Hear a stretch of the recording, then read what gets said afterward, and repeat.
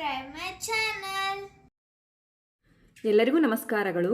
ಇಂದಿನ ವಿಡಿಯೋದಲ್ಲಿ ನಾವು 7ನೇ ತರಗತಿಯ ಕನ್ನಡ ವಿಷಯದ ಭಾಗ 2ರಲ್ಲಿನ 6ನೇ ಪದ್ಯವಾದ ಬಿಡುಗಡೆಯ ಹಾಡು ಎಂಬ ಪದ್ಯದ ಪ್ರಶ್ನೋತ್ತರಗಳನ್ನು ತಿಳಿಯೋಣ ಮಕ್ಕಳೇ. ಈ ಪದ್ಯವನ್ನು ಕವಿ ಮುದೇನೂರು ಸಂಗಣ್ಣರು ಬರೆದಿದ್ದಾರೆ. ಕೃತಿಕಾರರ ಪರಿಚಯವನ್ನು ತಿಳಿಯೋಣ.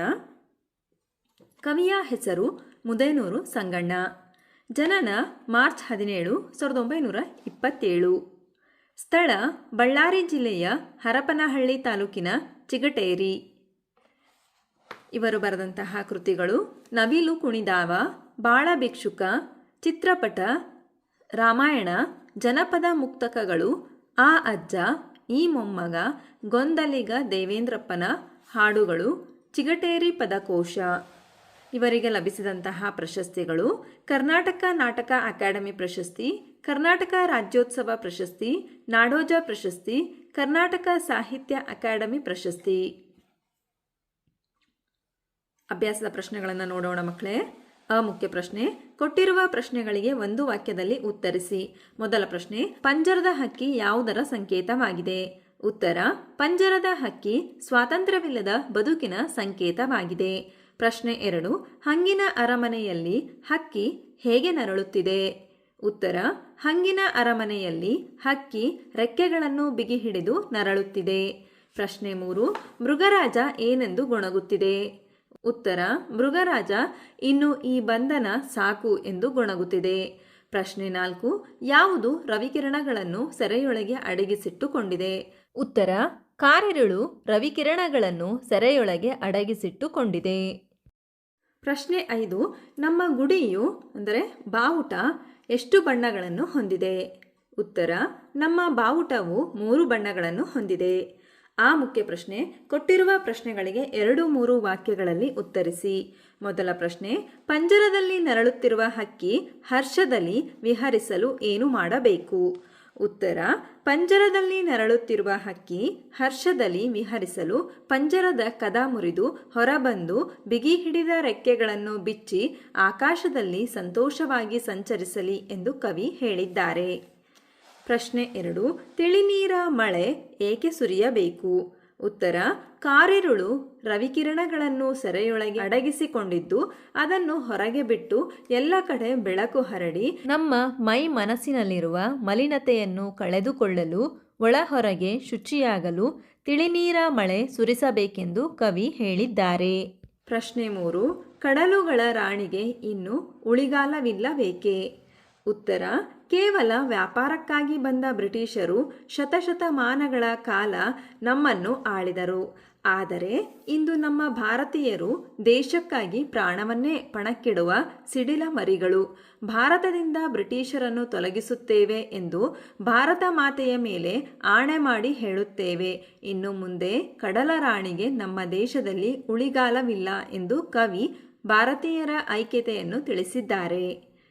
ಪ್ರಶ್ನೆ 4: ಒಕ್ಕೊರಲ ಹಾಡನ್ನು ನಾವು ಹೇಗೆ ಹಾಡಬೇಕೆಂದು ಕವಿ ಬಯಸುತ್ತಾರೆ?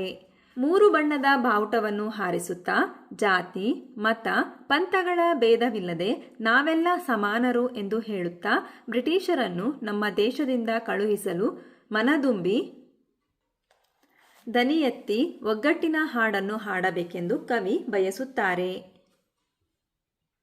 ಮುಖ್ಯ ಪ್ರಶ್ನೆ: ಖಾಲಿ ಬಿಟ್ಟ ಜಾಗವನ್ನು ಸೂಕ್ತ ಪದಗಳಿಂದ ತುಂಬಿರಿ. ಮೊದಲ ಬಿಟ್ಟ ಸ್ಥಳ: ಚಡಪಡಿಸುತ್ತಿದೆ ಡ್ಯಾಶ್ ಹಾದಿ ಹುಡುಕಿ. ಇದಕ್ಕೆ ಸೂಕ್ತ ಉತ್ತರ: ಮುನ್ನಡೆವ. ಚಡಪಡಿಸುತ್ತಿದೆ ಮುನ್ನಡೆವ ಹಾದಿ ಹುಡುಕಿ.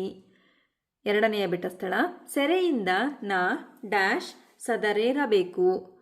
ಇದಕ್ಕೆ ಸರಿಯಾದ ಉತ್ತರ: ಜಿಗಿದು. ಸೆರೆಯಿಂದ ನಾ ಜಿಗಿದು ಸದರೇರಬೇಕು. ಮೂರನೆಯ ಬಿಟ್ಟ ಸ್ಥಳ: ಇನ್ನೆಲ್ಲ ನೀನೇಳು ಡ್ಯಾಶ್ ರಾಣಿ. ಇದಕ್ಕೆ ಸೂಕ್ತ ಉತ್ತರ: ಕಡಲುಗಳ. ಇನ್ನೆಲ್ಲ ನೀನೇಳು ಕಡಲುಗಳ ರಾಣಿ. ನಾಲ್ಕನೆಯ ಬಿಟ್ಟ ಸ್ಥಳ: ಹಾಡುವೆವು ಬಿಡುಗಡೆಯ ಡ್ಯಾಶ್ ಹಾಡು. ಇದಕ್ಕೆ ಸೂಕ್ತ ಉತ್ತರ: ಒಕ್ಕೊರಲ. ಹಾಡುವೆವು ಬಿಡುಗಡೆಯ ಒಕ್ಕೊರಲ ಹಾಡು. ಚಟುವಟಿಕೆಯನ್ನು ಗಮನಿಸಿ ಮಕ್ಕಳೇ. ಮುಖ್ಯ ಪ್ರಶ್ನೆ: ಸೂಚನೆಗಳನ್ನು ಗಮನಿಸಿ ಅಂತ ಕೊಟ್ಟಿದ್ದಾರೆ. ಅಲ್ಲಿ ಮೊದಲ ಪ್ರಶ್ನೆ: ಭಾರತದ ಸ್ವಾತಂತ್ರ್ಯಕ್ಕಾಗಿ ಹೋರಾಡಿದ ಪ್ರಮುಖರ ಹೆಸರುಗಳನ್ನು ಪಟ್ಟಿ ಮಾಡಿರಿ ಅಂತ ಕೊಟ್ಟಿದ್ದಾರೆ.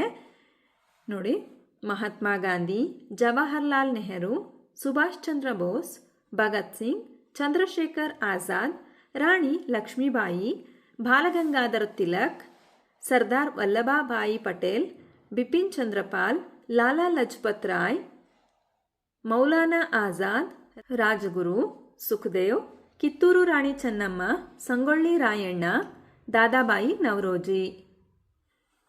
ನಿಮಗೆ ಗೊತ್ತಿರುವ ಇನ್ನೂ ಅನೇಕ ಸ್ವಾತಂತ್ರ್ಯ ಹೋರಾಟಗಾರರ ಹೆಸರುಗಳನ್ನು ನೀವು ಬರಿಬಹುದು ಮಕ್ಕಳೇ. ನಂತರ ಎರಡನೆಯ ಪ್ರಶ್ನೆ, ನಮ್ಮ ದೇಶದ ಬಾವುಟದ ಚಿತ್ರವನ್ನು ಬರೆದು ಚಿತ್ರಕ್ಕೆ ಸೂಕ್ತ ಬಣ್ಣವನ್ನು ಹಚ್ಚಿರಿ ಅಂತ ಇದೆ. ನೋಡಿ, ನೀವು ಸಹ ಸುಂದರವಾಗಿ ನಮ್ಮ ದೇಶದ ಬಾವುಟದ ಚಿತ್ರವನ್ನು ಬಿಡಿಸಿ ಬಣ್ಣವನ್ನು ಹಚ್ಚಿರಿ ಮಕ್ಕಳೇ.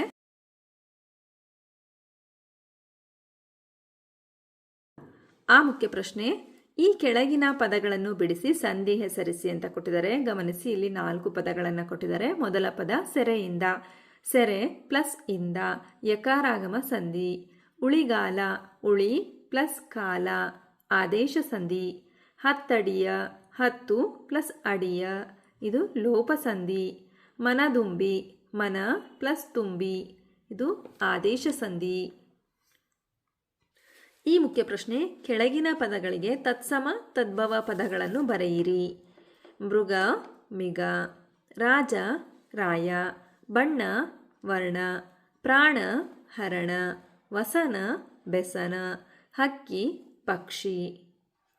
ಹಾಗಾದರೆ ಮಕ್ಕಳೇ, ಈ ಪದ್ಯದಲ್ಲಿ ಬಂದಿರತಕ್ಕಂತಹ ಎಲ್ಲ ಪ್ರಶ್ನೆಗಳಿಗೆ ನಿಮಗೆ ಉತ್ತರ ಲಭಿಸಿದೆ ಅಂತ ನಾನು ಭಾವಿಸ್ತಾ ಇದ್ದೀನಿ. ಧನ್ಯವಾದಗಳು. ನಮ್ಮ ವಿಡಿಯೋ ಇಷ್ಟವಾದಲ್ಲಿ ಪ್ಲೀಸ್ ಸಬ್ಸ್ಕ್ರೈಬ್ ಮಾಡಿ, ಲೈಕ್ ಮಾಡಿ, ಶೇರ್ ಮಾಡಿ, ಪ್ರೋತ್ಸಾಹಿಸಿ.